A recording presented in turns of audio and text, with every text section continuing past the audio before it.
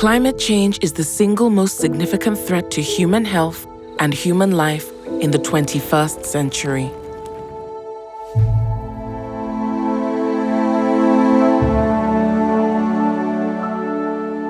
Already, one person dies every 5 seconds from air pollution. That's 7 million people a year, more than we've seen in the entire COVID pandemic.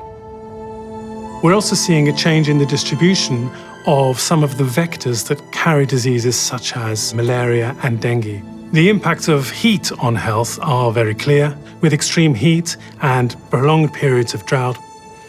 In a lot of low and middle income countries, we have more floods, also all the issue of displacement of population and all these diseases we are seeing now more and more. It is impossible to ignore what we are seeing with our own eyes. Storms, floods, wildfires. That the poorest populations that have really had the least to do with climate change are faced with the greatest impacts is really a major injustice. We have some groups like the women, which are at the center of all the responses when we look at it at the local level, but they are often more neglected and we need to empower them. The young people are also, because of all this impact, you have poverty increasing, less employment. The time for talking is over. By bringing together experts in the global health community, we can face up to the challenge. Foundation S, with members of the Climate Council, are the catalyst to empowering local communities to adapt to climate change.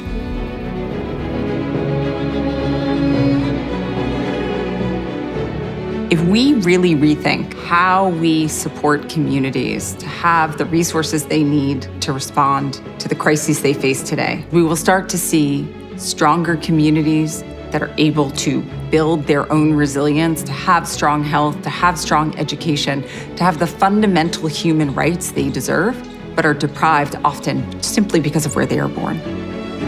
It is important that the community has more money to scale up and have more results. But what we see is that they don't have access to the fund we are all claiming at global level. This fund needs to come and arrive to the community level. The money required each year for the most vulnerable is currently $70 billion, but $200 billion a year will be needed by 2030.